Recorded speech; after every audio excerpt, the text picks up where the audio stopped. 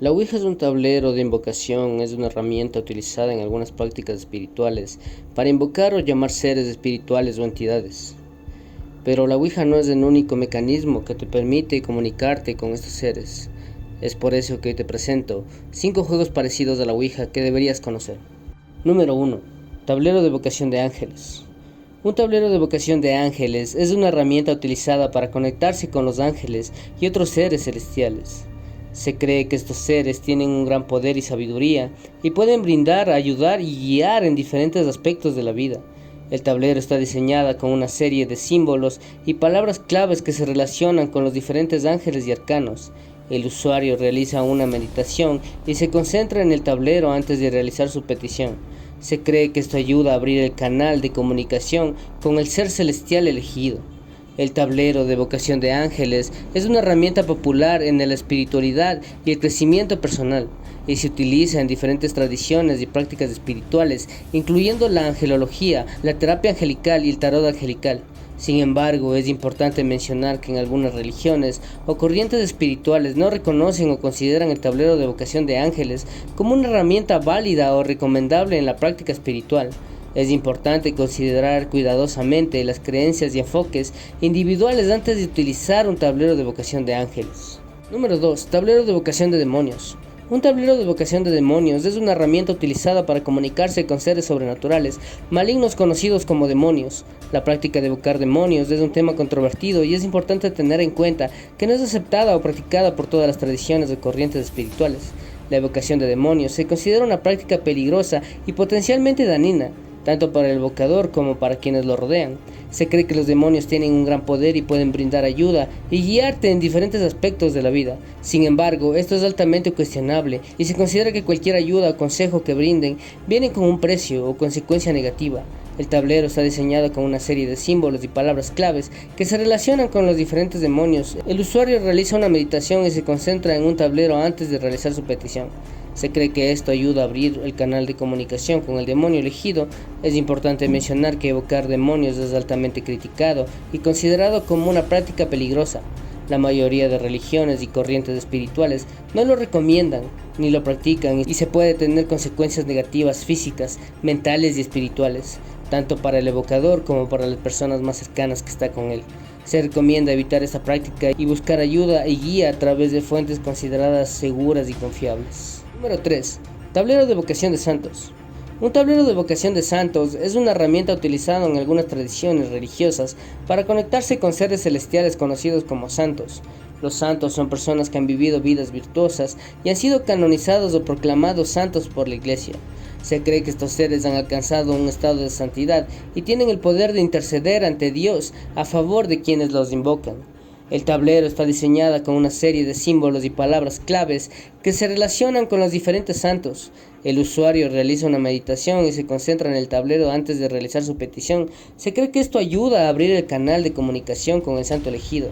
Los santos son considerados como un intermediario entre el hombre y Dios, y es común pedir su intersección en situaciones difíciles o en un momento de necesidad, como enfermedad, pérdida, tristeza, problemas económicos, entre otros.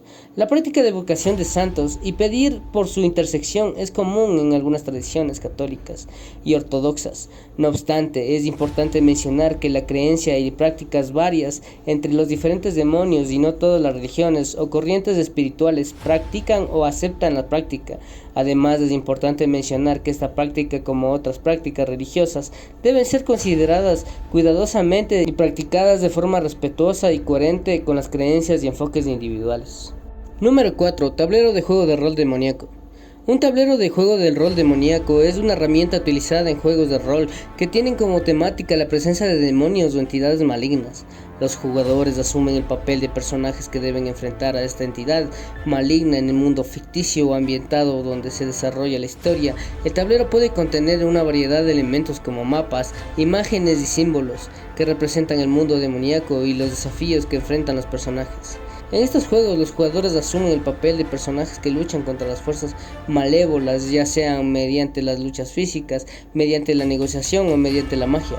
Los juegos demoníacos suelen ser más oscuros y violentos que otros juegos de rol, y pueden tener contenido adulto o violento. Es importante mencionar que estos juegos no están destinados a todas las edades, y no deben ser jugados por menores de edad. Es importante mencionar que la evocación de demonios y entidades malignas es un tema controvertido y no es aceptado o practicado por todas las tradiciones o corrientes espirituales. La mayoría de religiones y corrientes espirituales no recomiendan ni practica esta práctica, ya que es considerada peligrosa y puede tener consecuencias negativas tanto para el jugador como para quienes lo rodean. Es importante considerar cuidadosamente las creencias y enfoques individuales antes de utilizar un tablero de juego de rol demoníaco, y se recomienda evitarlo y buscar juegos de rol como temáticas menos controversiales. Número 5. El péndulo. El péndulo para llamar espíritus es una herramienta utilizada en la práctica de la radiestesia, también conocida como adelgazamiento. La radiestesia es una técnica que se basa en la idea de que todo objeto emite una radiación o una vibración que puede ser detectada mediante una herramienta especial, como un péndulo. La radiestesia creen que es una vibración que puede ser utilizada para localizar objetos oscuros, detectar enfermedades y comunicarse con espíritus. El péndulo para llamar espíritus se compone de un peso o plomada, que suele ser una bola de cristal o metal colgando de un hilo o cadena.